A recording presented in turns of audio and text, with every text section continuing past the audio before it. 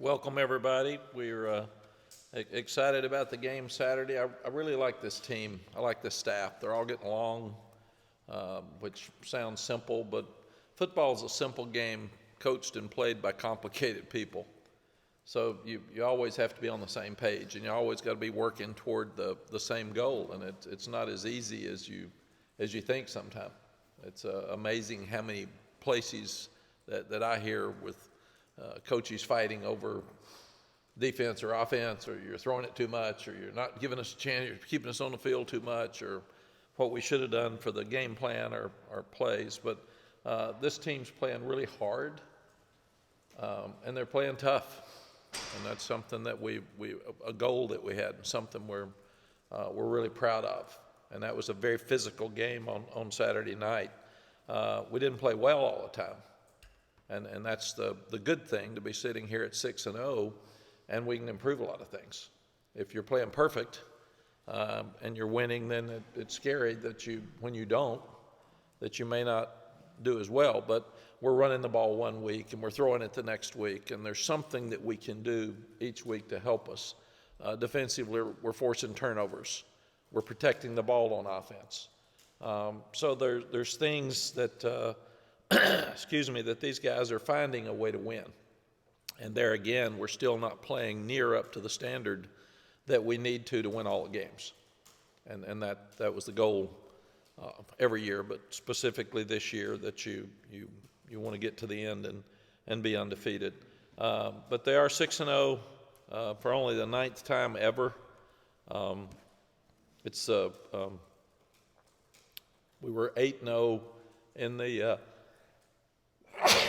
excuse me. We were 8-0 in 97, but 6-0 for the 9th time ever, which shows you how hard it is. And that 8-0 team got beat by number 1 Florida State in one of the great games here in our past. It's only the 2nd time ever that we've scored 30 points or more in 6 straight games to open a season. The last time it happened was 1914. Some people would think I was at that game. I was not. You were, Chip. Did you cover it? No. Listen to it on the radio, if they had radio, or whatever it was. Morse code I was trying to remember what that was, so I'm glad you said that. Players of the game, offensively, Omarion Hampton and Tez Walker. Omarion had 24 carries for 197 yards. He averaged 8.2 yards per catch, had a rushing TD and a passing TD. Tez had 6 catches for 132 yards, 22 yards per catch, 3 touchdowns. Tez and Hakeem Nicks are the only 2 players to have 3 receiving touchdowns against a top 25 opponent in our history. And then defensively, Sid Gray played an unbelievable game like he does every week. 10 tackles, a tackle for a loss, an interception, a fumble recovery, and a pass breakup. He just is really amazing, and his story has helped this team. For him to have come back when he could have gone to the NFL is so unusual in modern day. For him to come back because I want to win a championship and not be selfish but be a team guy is something that each of our guys look up to. It's also so unique that we've lost a kicker and a punter for the season. That just doesn't happen. And so proud that Noah stepped up, Noah Burnett, and he's made every kick.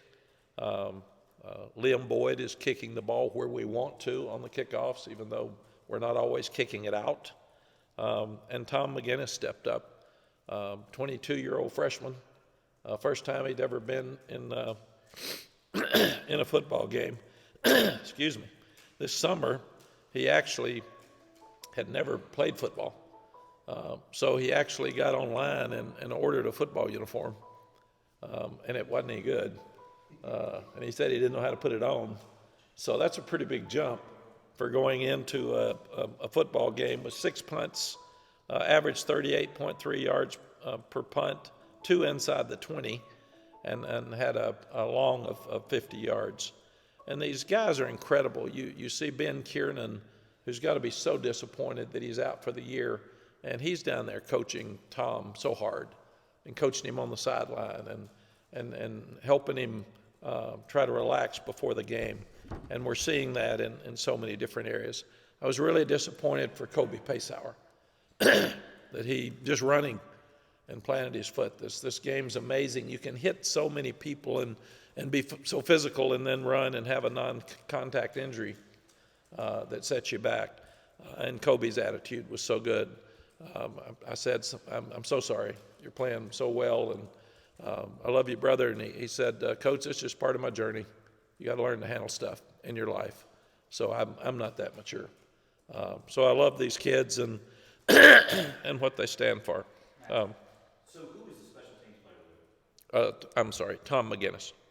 Okay. Not Noah. Noah made all the kicks, but for Tom to come in and do what he did with the punts, we felt like he would be the special teams player of the week. So 2 for offense, Omarion and Tez, Sid Gray on defense, and Tom McGinnis on special teams. Offensively, 508 yards against one of the better defenses in the country. 235 yards rushing against the number 1 rush defense in the country. They were number 5 in total defense. We got off to a slow start. They came after us, and we didn't handle it well, and we thought we needed to get a quick start because of their disappointing game last week. We thought we'll get them on their heels and get them going, and we didn't do that at all. So we were disappointed. We were pleased the way we ran the ball, but disappointed in our pass protection early. And it wasn't just offensive line. We had some busts because they gave us some different looks, and we didn't handle them well. We had some tight end mistakes. So early, we didn't respond very well in that first half. Second half was much better. And I applaud the coaches at halftime. Both sides of the ball were playing really well in the third quarters. And a lot of times if you're down at halftime, the measure of a good coaching staff is can you turn it around and win the second half? Can you make the adjustments? And these guys are doing that. And you can see our third quarters have been some of the best that we've had since we've been here. But played much better in the second half than we did the first half. We still had entirely too many penalties. This one will make the people that don't like me have something to talk about, so this is one for them. But we looked really hard at penalties, and penalties were not a real difference maker in who won and lost games for our first 4 years here as we were looking at them. And I remember the Florida State had more penalties than anybody in our league when they were here beating everybody. And they did it every year. And I asked Coach Bowden, and he said, you have to be really, really careful that if you're making aggressive penalties, you don't want a team to become passive, and you don't want to make them scared. So there's a fine line between correcting the mistakes and not making your team get too cautious and too soft. So too many penalties without question. We've got to improve that area. We haven't had it till this game. We will always encourage if you have an official's crew that throws a lot of flags, and this one threw a lot of flags, then you just want them to throw them for both teams. That's the question. If you're going to throw flags for everything, that's fine. We got it. But just throw them and make sure that you're throwing them for the same call on either side. And some don't throw many flags. So it's just different. You never know what you're going to get. But this was an aggressive crew, and we had penalties, and we had too many, and we got to get them corrected. But like one thing, we have always had our defensive line and rushing the passer can put your hand up under the face mask and rush the passer like this. And for 4 years, that was okay. We did that twice Saturday night, and it got called for hands to the face. So we've got to call the ACC office and make sure that we get an official ruling on what they're going to call. Because if this isn't hands to the face, because it's not up in the face, but it's up under the face mask, and an official turns and sees a head back, he's going to think it's hands to the face, then we've got to get a ruling on how they're going to call that, because they haven't called that for 4 years. And it was called twice Saturday night. And the other one that's a tough one is the rule states if you hit a quarterback in the head, if you touch his head, it's basically a penalty. Well, Javari Ritchie had his hand up and just barely grazed the helmet. Technically, that's a roughing the passer penalty. Should it be? I don't know. I think you got to look at it, but technically he did touch his helmet. So those are things that you got to look at. So we've got to look at you look at the overall too many penalties, and you say, God, that's too many penalties. This is stupid. They're undisciplined. What we have to do is break down every penalty and see why we had it. We can't line up offsides. We lined up offsides twice. That's inexcusable before the snap of the ball. And neither one of them affected us, but it could have. It could this weekend. If it's a 4th and 3 and we stop them, we line up offsides, it's a game changer. And then there were too many holding penalties. Again, you've got to go back and look at that. And part of it's you have more penalties when you're playing great athletes. It's harder to block them. That's what we've always said. Why do you have penalties in big games? Well, they're playing better players. It's hard to block a better player. So we've got to go back and look at all of that.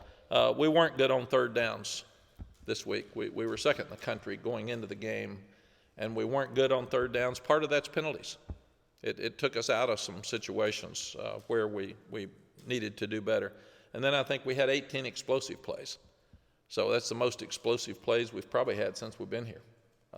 So we weren't as good down to down, and we had explosive plays with some really good players. But we got to clean up the third downs.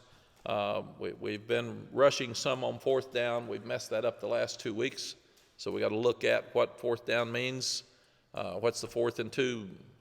Review that package and see where we are. Is sometimes going really fast is helpful. Sometimes it hurts you. So we've got to make sure that it's an advantage for us. Really unhappy with a 1-minute drill right before the half.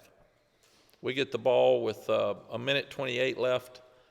We take 14 seconds off the clock. And it's a 14-14 game.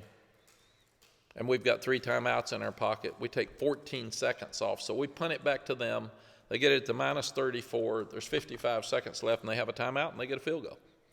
So they go in at halftime, and that's as much a product of our offense, not killing the half and having a chance to kick a field goal for us, as it is our defense not standing up. So it was a little bit of both, but very disappointed. And we haven't been as good in the red zone the last 2 weeks. And part of that's fourth quarter, and I still don't like our 4-minute offense. We're not running it as well as we should. We've been ahead in every fourth quarter, and we're trying to kill the clock and still score, and we're not doing that as well as we should, so we can do it better. And the other thing we didn't do well, you force 4 turnovers and get 7 points out of those turnovers. That's not good. We're not helping our defense. Our defense gave us 4 opportunities. Now, one of them is really 3, because one of them, the last one, was the last play of the game, so it wouldn't count in that group. But we had 2 other opportunities to get points with turnovers that we didn't get. That's unacceptable. When you get sudden change, you got momentum, you should have opportunities to score touchdowns. Defense, we felt like we had a solid performance. They played hard. They played much better the second half than they did the first half. We gave up 31 points, but we had them at 17 midway through the fourth quarter. So again, that's partly the offense not moving the ball and staying on the field. It's partly probably the defense getting a little soft when you're way ahead and giving them too many things. You can't have a ball thrown over your head with 2:17 left for a 54-yard touchdown. You just can't. You're trying to keep them in front of you. You're trying to kill the clock. You let them score easy. I think it was Boise and Colorado State that Boise was ahead 20 points with 4 minutes left to go in the game, and score onside kick, throw Hail Mary and win the game. So these games are never over anymore. You've got to keep playing, and I didn't think we kept playing like we should have in the fourth quarter. I thought latter part of that we got too happy with ourselves, and we got to mature. You got to put people away. You got to finish strong. You got to have killer mentality instinct in the end of the games, and we don't have that right now. That's something that that's a standard we're not living up to. We were really pleased that we forced the 4 turnovers, like we said. Usually you force 4 and give none, you're going to win the game. Really pleased that they were 3 of 11 on third downs, but they were 3 of 4 on fourth downs. And now with the new analytics, people are trying to set up fourth downs with third down, so it's not as impressive. because the fourth downs are more important than the third downs, obviously. So the stat looks good, but in reality, 3 out of 4 fourth downs is not good. We did keep them out of the end zone. 2 of their 4 trips to the red zone, they didn't score touchdowns, but we just had too many mistakes. There's I think they only had 9 explosives, but 3 of them or 2 of them are touchdown passes. Where a couple of them, we're not even around them on the wheel route. We just they caught us. They had a great call, and we didn't respond to it well. And again, too many penalties on defense, which was uncharacteristic for us. Pleased with Tom McGinnis again, first game ever. Noah Burnett made all his kicks. Our kickoff coverage still isn't good. We're looking at personnel. We got guys that we tell you go around to the left, and they're going out around to the right, and they get so excited they want to make the play, and they get out of their lane, and it's opening up a big play for us. So these are smart kids. They got in Carolina. They need to know to go left. And I said it's coaching too. It's us. So if we can't go to the right side and we're not kicking the ball out, that can really kill us at some point during the season. So we've got to do a better job in that area. And since Elijah Huzzy returned the punts at Pittsburgh, people are putting such an emphasis on covering that we're not holding up as well. So we didn't give him a chance in either of the last 2 games. Analytics has been really interesting for coaching and for fans, I know, as they start looking at it. Now you're seeing and listening, just like our 2 field goals on 3rd or 4th down and short. The analytics would say either or, do what you want, coach's choice, but we'd probably kick because it puts you up by 3 scores. So that's you have to think about that as you're sitting there, and you got 15 seconds basically to think about it. But it's really interesting. I'm seeing people that say when it's a tie game, or even if you're down by 3 and you're at the 20 and it's a 4th and 3, you should go for it, because if you score a touchdown, or you may miss the field goal. So I get all the percentages. It just really gets there's a lot more complication when you're looking at how to manage a game than ever before. And we are trying to keep our timeouts till the end, and we've done a great job of that. You can have a lot of plays in 15 seconds if you got 3 timeouts. So people say, why don't you use them when there's 2 minutes? Well, what does it matter? I mean, timeout's timeout. So maybe you don't want to use them at that time. Or the analytics will say, call a timeout on 3rd down or on 2nd down, after 2nd down, if they're moving the ball right before the half to save time. Well, if they're really good and they're moving the ball, you don't want to save time for them. So all those things are just different in coaching than they've ever been. I was talking to Freddie Kitchens this morning, and he was just laughing about it. It has totally changed the mindset of a game and how you manage the game, and the ability for people to second-guess a coach, because now, man, that's an open door. It is wide open on, well, he should have done this, he should have done that. Well, analytics said this. Well, analytics wasn't out there. Analytics is stupid. Oh, boy, he should have done what analytics said. So it gets a little confusing now. As I said, football is a simple game coached and played and watched by complicated people, and written about and talked about by complicated people, may I say. Virginia is a great game for North Carolina. The 2 universities are so similar. I think it's the oldest rivalry in the South. That's what they call it. Yeah. Is that Georgia and Auburn? I always get confused. I know, but anyway, it's South's oldest rivalry. Well, I know we've been playing a long time, so and that's not in the South. So we're good there. I've got great respect for Tony Elliott. His life story is unbelievable. If you haven't read it, you should. He's overcome so many unbelievable things in his life to get where he is today. And I admire him. I respect him. He's an outstanding young coach. And at the same time, the tragedy that he went through last year with his team is something none of us ever want to have. And he handled it with grace and helped everybody manage it through a very difficult time. So I'm a friend of his. He sits with me at the ACC meetings because he said he'd been with Dabo so much he don't want to sit with him anymore. So I save a seat for him every year, because I said now you don't have to do what Dabo says. And he said, yeah, but I've heard him enough. I don't need to sit with Dabo. So when Dabo invites him over, I still get him to be with me. But they're going to play hard. They're going to play great. Their record is not near indicative of how good their team is because they've had a chance every week to win.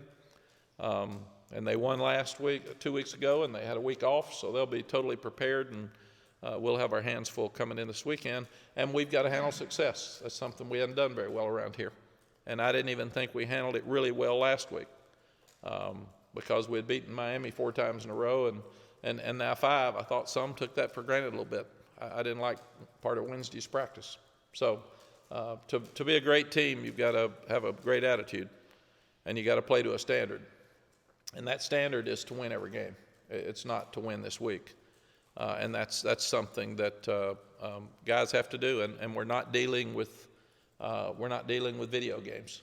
We're dealing with human beings that have a lot of stuff going on in their lives and are banged up, and it's mid-season. They got midterms and a whole lot going on. So, but Virginia beat us 4 times in a row, and then we've been able to pull it out the last 2 years. So this should be a great game this weekend. I'm hearing it's near a sellout or going to be a sellout for sure. And our crowd was unbelievable Saturday night. It's one of the best we've had. It reminded me of the first game back with Miami. And the fans were a difference. And our student body should get votes for the best student body in the country. They come every week and they bring it and they're fun. And just going back and watching the TV copy and hearing them during the game, they're the best. So. And we need the same this weekend. This is our cancer awareness game. So we'll have a lot of things that we'll talk to you about during the week that build up to this. But we always should be aware of people who are fighting cancer or families who have lost people who have. But this week gives us an extra week to just make sure that we reach out to those who are struggling and try to help them. And of course, with Ty Lee, we've got one of our own fights here to try to continue to help him. Questions? You've always talked about trying to block out the noise, especially with the rain games. But you've also talked about this year about, as you guys win more games, drawing that parallel to the 97 team and creating new history. Do you count that as noise in the same regard as like a breaking the top 10 of the AP top 25, or is it something entirely different? I'd say yes and no, probably, because we always talk about the polls on Sunday, and then we never mention it again. And I had actually forgotten we were 10th, very honestly. But the difference is this year we've earned being 10th.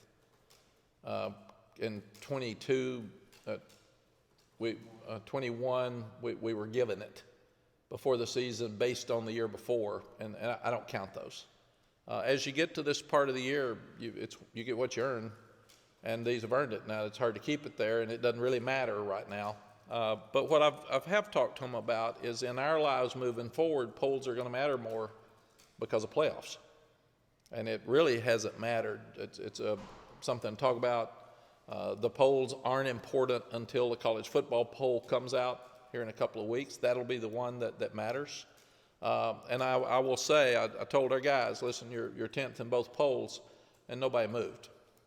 A couple of years ago, I think I said you're 8th in preseason, and they all cheered. And I thought, yeah, well, you hadn't earned anything, so don't cheer. And then we lose to Virginia Tech in the opener. So I think they appreciate being where they are. They've worked hard to earn that, and they know that it's fleeting. You better win. And I think there's 8 undefeated teams left in Power 5. And I told them, every time you look up, there's fewer. And what were they thinking last Tuesday? What were the ones that lost thinking on Monday? Were they thinking about where they were ranked, or were they thinking about winning the game? So this is a mature team. Now, there's some immaturity on it, obviously, but it's a mature team. They were not happy yesterday with the way they played. And the coaches were not. We were hard on each other, and it was one of the toughest team meetings I've ever been around after a win. And now we're putting their highlights up and showing the highlights, and then we're putting plays up where you play poorly. And we're going over them and saying, we can't do this. This was a 30-yard run, and here's why. You didn't do what you were supposed to do. You didn't do what you were supposed to do. You whiffed in space, And to get where we want to go, that's unacceptable. And the same thing with the sacks. We'd put the sack up and say, here's why we had the sack. Why did we not communicate well? Why did we turn one loose? So it's we're at a different place right now with this team and staff than we've been in our 5 years here. Mack, with the improved maturity, as you said, do you think that's a credit to guys like Cedric and British really coming into their own as leaders as opposed to 2 years ago when they were sort of not in that spot yet? Absolutely. We all talk about player-led teams, and that's what you want. Very few have it, and they'll have it on good days, but you need leaders on bad days. And if you're a leader, you can't have a bad day. You got to come with it every day, and the guys you mentioned do. And Corey Gaynor's been an unbelievable leader in that offensive line for us, and this is the toughest offensive line we've had. Now, we've made some mistakes, but they'll fight you. And I think that's a credit to Randy Clements, but also a credit to Corey Gaynor, because he'll fight them if they're not fighting. So that's just part of it. But it is just an older, more experienced team. Defense has been there, done that, except for the corners. And Marcus Allen's playing really well. Tayon Holloway's getting better. Armani Chapman came in and made some plays on Saturday that really helped us. So we're growing up. I was toughness. Gio Biggers bangs his shoulder up, comes right back in the game. Marcus Allen bangs his shoulder up, comes right back in the game. I'm seeing things. Kevin Hester sprains an ankle. We thought he'd be out 3 or 4 weeks. He played his tail off Saturday in that game. So we're a tougher team. Our offensive line's been playing banged up the whole time. They've had sore ankles, and some of them can't even push off during practice at times. And so I really like just the attitude overall of this team and the toughness and the leadership. You talk about. Go ahead, Chip. Go ahead. I'll set my finger up first. Yes. Now, coaches always talk about halftime adjustment. How much adjusting can you do at halftime? How many games are won and lost at halftime? And what does the head coach do? Yeah, Chip, it's a great question, because I sit there and I say, we made great halftime adjustments. Well, why didn't we have a better game plan? I mean, that's the question that you ask. Why didn't we do that? Part of it's because teams play you differently. And the first quarter is always a new world, because you're wondering what they brought differently. Like one of those blitzes they brought that got to us we'd never seen. And it just caught us off guard. Gil Brandt, who we just lost, was a dear friend of mine, and he told me that you can tell more about coaches at halftime than any other time, because everybody can have a game plan, but the ones that adjust to the things that aren't working during the game are the best coaches. And Gene Chizik, to me, has been unbelievable in his third quarters. He totally shut down Miami in his third quarter. I think it's 200 yards to 29 or something at one time when I was looking at it. So I really like the fact that they do it. Some can do it easier during the game. Some have to sit down at halftime and just look at the whole picture. And I'll sit there with the stats. And that's one thing I do, is I walk in and talk to them first and say, we got 5 sacks. We said protection was going to be the difference, and we had to take care of Drake. So come on, man. So let's look at what do we do different. Let's do quicks. Let's move the quarterback. We've got to do some things differently, and we got to do them fast. And they did that, and they came out and did it. So it's a great question, but I think it's the most under-talked about important thing in college coaching. Because when you look at when people are behind, how many win coming out in the second half, and it's the numbers aren't good. The numbers aren't good. Some people are better at game plans than they are adjusting. Some people get stubborn. I always felt like you need to be simple enough to know what to go to when what you're doing is not working. What's next? And you need to go fast. You don't need to be saying, God, we're in trouble, man. We're not blocking them. That gets you beat. Yes, Tommy? I'll call him audible because his question was where I was going. But as far as on the sideline, you talk about the maturity of the team, but also the maturity of the coaching staff. I mentioned these guys earlier. Miami's bench was chaotic the entire game. Your bench and your coaching staff seems to be more calm and chill. Can you kind of talk about that aspect of it, of keeping everybody on the same plane, not just the players themselves, but the coaches staying there? Yeah. And Tommy, it's another great question. I've challenged the young people that aren't, why are you on the bench? Why are you on this team? What do you do? What do you bring? And you may bring cheering because you're not going to play. If that's the case, man, cheer. You're not on vacation. So many of them down there laughing and cutting up. No, you're coming to win and bring energy to the crowd and bring energy to the other players. Get them water. Get them Gatorade. But why are you here? And then with our coaches, we said that the players read you like a book. So if you show panic, they're going to feel panic. It's just like me. At bad times, I'll be more emotional because they're going to look at me and see if I think we're okay. Because they think I have more knowledge than anybody else about what's going on. So if I've got my head down, I used to do this a lot and do this, and that's a bad message. I don't do that anymore. Because to me, they look at me and they say, he's either tired or he's frustrated or he's down. I got to go, man. I got to pick it up. And sometimes you need to yell at an official to stir it up. You got to stir them up. But I love the fact that we've had great coaches. This coaching staff is getting along better than any other. So instead of screaming at each other, they're saying, what happened? What's the problem? Let's look at it. And then they're sitting down with the players who are older and more mature, and they're talking to them about how to fix it. And that's what we've said. They want to win. We want to win. So let's don't start yelling at each other on the sideline. And for instance, Ced Gray, what Michael's kind of talking about, Ced Gray at Georgia State 2 years ago yelled at a player, just berated him. And now Ced's going over and grabbing him saying, come here, this got to get better. And here's what we got to do. Pick it up. And that's where we've grown, I think, a lot with our leadership. You talk a lot about stacking performances, but stacking lessons during the course of a year. How important is that? And how does last Wednesday stack up with that? And the other part of that question, you come here to running coaches, you coach them like you lost.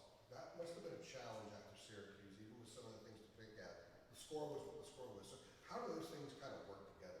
Yes, these are all great questions and things I have to think about every day, but I didn't think we responded very well to Syracuse, and I couldn't believe it. I was so mad Wednesday and ripped them and told them, coaches and players, Miami's really good. They're disappointed in their Georgia Tech loss, and they're going to come in here and play as hard as they can play, and we're walking around like we've won everything, and we haven't. So wake up, man. And I take video and I show it to them. And I'm sitting down going over every video at practice with the coaches and saying, what's this? You're allowing this to happen. You're either coaching it or allowing it to happen.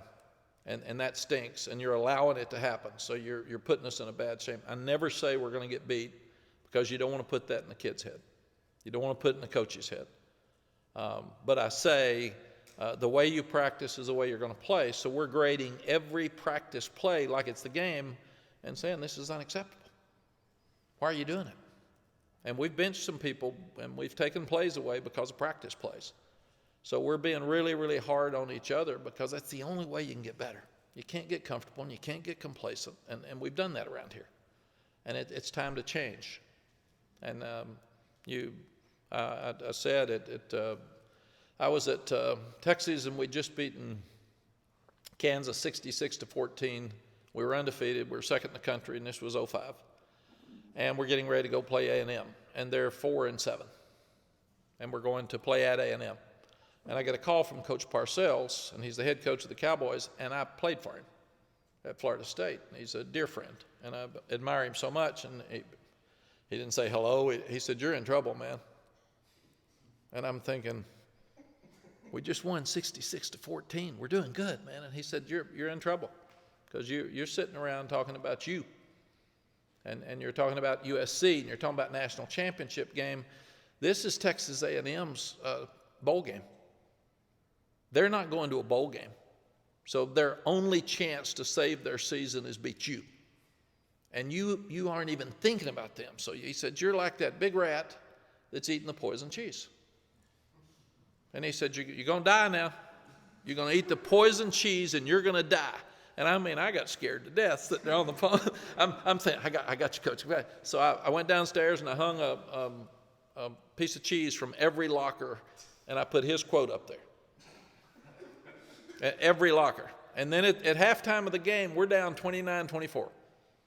And he is so right.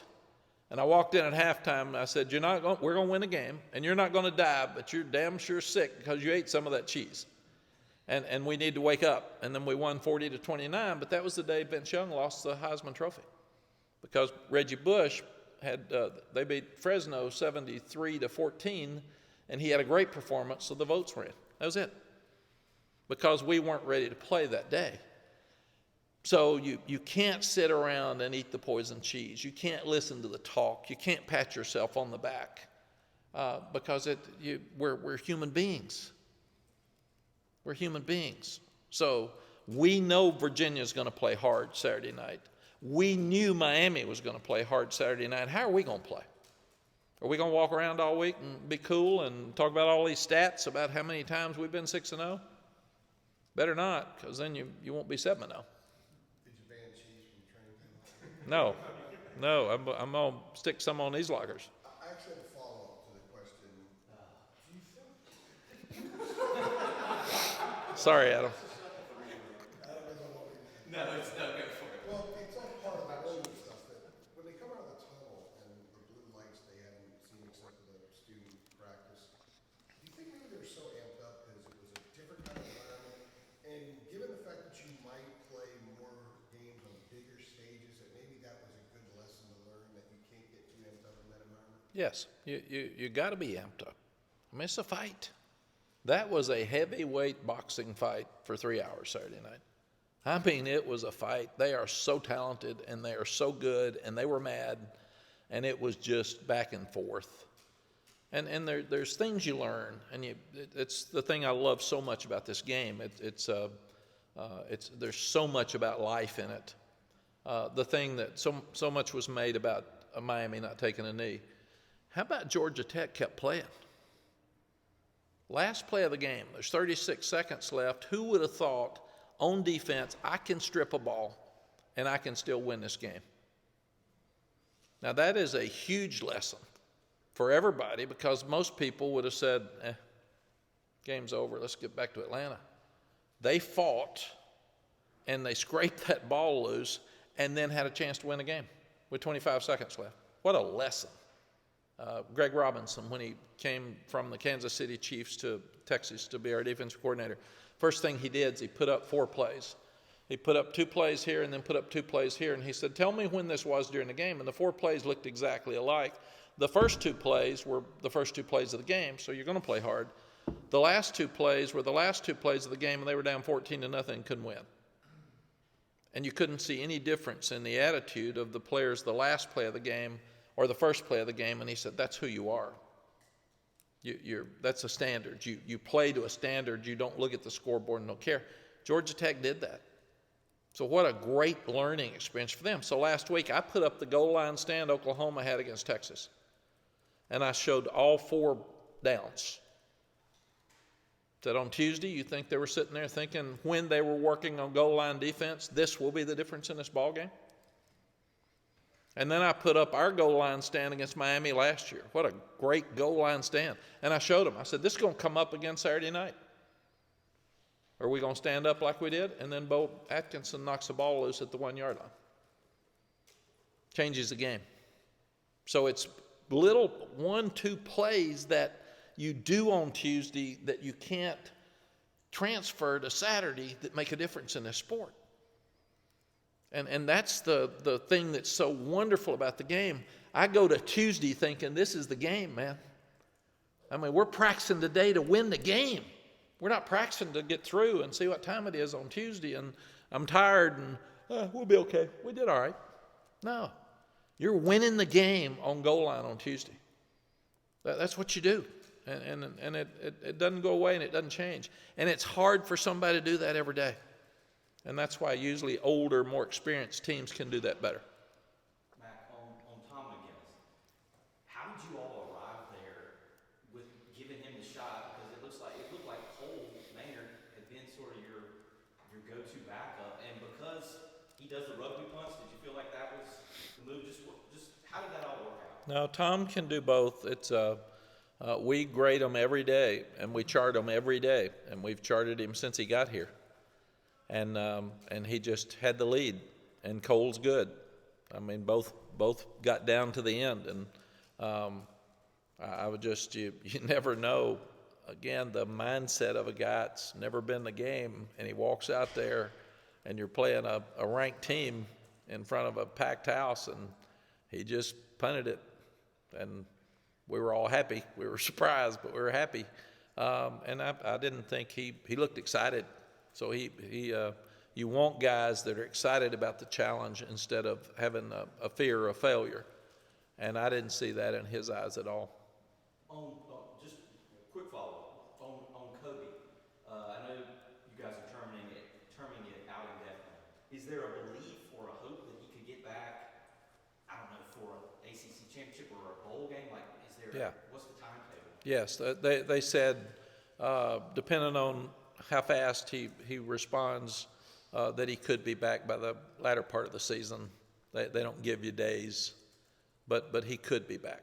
Is that a surgery? Yes, already had it. Had it Tuesday, I think, and it went well. And he's out on crutches, and he was actually at team meeting the other day, and we follow up quickly to try to help him get back on track. And we'd been praying for his dad. His dad had a really bad accident a month ago. I mean, these kids, they have so many things happen in their lives, and here he is. He's stronger, more positive than I am. My dad's doing well, but Dad was in bad shape. He had to go home and see Dad. Then he comes back and has a great game, has a great catch. He's on ESPN, and then Tuesday he walks over to me and he says, I'm good. I think I turned my ankle, and he breaks a toe. I mean, it's just life. So you got to, what we're learning, and Tylee's really helped us. Mitch Mason's been very sick, and he's helped us.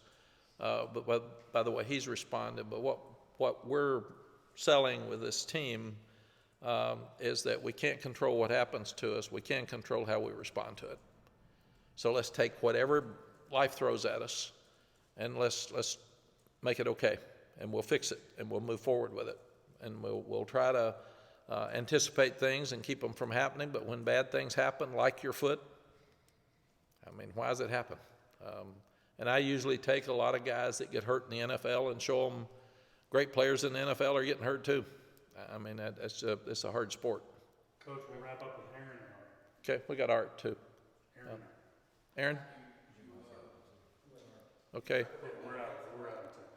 Talk about mental health a lot with your players. We're all living in this kind of parallel lives, universal city. I know you and Sally are involved in politics and stuff like that, but when things happen like Ukraine and Russia and Israel, and your players want to talk about it, not a personal thing for them, but it's obviously what's on their mind. What's the mechanism that you have for them to be able to talk to somebody about something that's not that personal, but it is affecting them personally? Yeah, you're talking about on the staff? No, players, anybody. Anybody that I encourage our players to speak their mind, and when they're speaking their mind, I have to separate what I say that I feel is right for this position, and then what I say personally sometimes too. So I would have to say, in my personal opinion, here's what I think. That's not a university opinion. So we would tell them to do that. When you're speaking at a press conference, talk about your team. Talk about your football. If you've got something personal you need to talk about, then take it somewhere else. And we got into that with the Black Cultural Center back in the 90s because we had to separate that project, that opinion, that passion from the team to still have a team.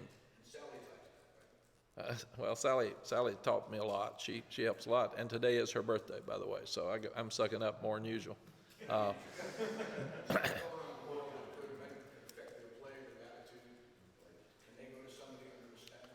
Yes, Dwight Hollier is a godsend. He played here, two-time captain for me. He was with mental health in the NFL, and he is over the mental health for the athletic department. He's at practice every day. And then we have a young lady that played college sports that's available for our guys at any time, and we encourage them to talk to them. And then you've got Mitch Mason's at just about every practice as their chaplain. we've got a lot of people around to talk. Sally's at practice about every day. She's at lunch just about every day. So they'll come talk to her, which is different too. Oh yeah, I just wanted to say real quick, going back to the special teams.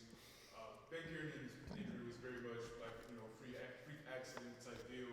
How much did that, and also Ryan Coe's injury, how much did that kind of reinforce the importance and need for, depth at those special teams? It's so much, Jeremiah. And we've told our team, you say next man up. When you say it, they don't hear it, but you can show it. We got examples of you don't know when you're going to get your opportunity. You usually get one. And when you get it, you better be ready for it, because if you don't take advantage of it, then you don't get it again. You lose it. And here's two examples of guys that have taken total advantage. And Ryan was standing out there at Thursday's practice next to me helping Noah. And Ryan said, "Oh my gosh, I felt so guilty. I'm so glad he's doing well." So that really helps, just the whole thing. I had dinner. We have family dinner every Sunday night. I had dinner with Ben Kiernan last night, and he was so excited for Tom. And Cole was sitting there with me, and he was excited for Tom. So these kids are just different. They make it fun to go to work every day. Got a scheduling question. The scheduling model has been discussed a few times. All of the power conferences are now kind of facing a similar challenge where there's so many teams, you can only play so many games against teams you always used to play. And UNC had a creative response with Wake Forest years ago, but games like Virginia, that's one that goes back a long ways. But these games are getting harder to kind of keep on a schedule. Where do you come down on what, as a coach, what you want to see in a scheduling model versus what can be done with just so many teams in a big conference? Yeah. Another great question with all this realignment going on. It's a little crazy. Like you all, I'm a traditionalist, and I love rivalries. I think that's championships and rivalries are the two things that this sport's been built on. And rivalries are about fans picking at each other and loving it. I love to play games that are close to your place, so the parents can go, the high school coach can go, the fans can again fill up stadiums at Wake and Duke and State, and everybody get to see the games. So I hate that we've lost a Nebraska OU. I hate that we've lost a Colorado Nebraska as such, and there's more. You can just check the ones that we're losing. I like the fact that we still play State and Duke and Virginia every year. I don't like the fact that we don't play Virginia Tech and Wake Forest every year. That's such a circle for recruiting, for fan bases, for rival games, for excitement, and that's a real challenge for the conferences now. We just lost divisions. I didn't like that, but it is what it is. Some don't have natural rivalries like we do. If we played Clemson every year, it'd be a rivalry. That's what you've got. It's just because we're regional. But I've always liked regional games. And I think that's something that we are losing some. And hopefully we'll be able to keep ours. And we'll always play State. And we'll always play Duke and Virginia. And like I said, I missed the Virginia Tech game this year. That's been a great game and fun for both fans. I missed the Wake Forest game this year. And I sit and watch them because we recruit against them, and we'll be playing against them again at some point with this rotation. And it's kind of crazy. I've tried to look at it. I think we'll play somebody one year, miss the next year, and play the next year. It looks like is kind of what's happening out there. And then your natural rivalry games you play every year, and that seems to be what we're doing. So it'll and then you've got to incorporate SMU, Stanford, and Cal, and what does that mean? And then you've got to travel, and what does that mean? And so there's a lot of craziness going on right now over the next couple of years, and I guess that'll be next year. So we'll all wait and see. We went from knowing who we were going to play with Coastal and Atlantic to not knowing who we were going to play, and then having to figure out if we were going to play them every other year, every third year, and now we're changing it again next year. So there's a lot going on. Do they send you the thing? Do they send it to you guys to review? So like you can raise any sort of concerns or questions? Yeah, I obviously raised a bunch of them and got no response. So It's like Sally asks me questions sometimes that she knows the answer to, and she'll say, "Don't you think?" And I say yes, without thinking about it, because that's it. All right. See ya. Thanks, guys. Have a great week.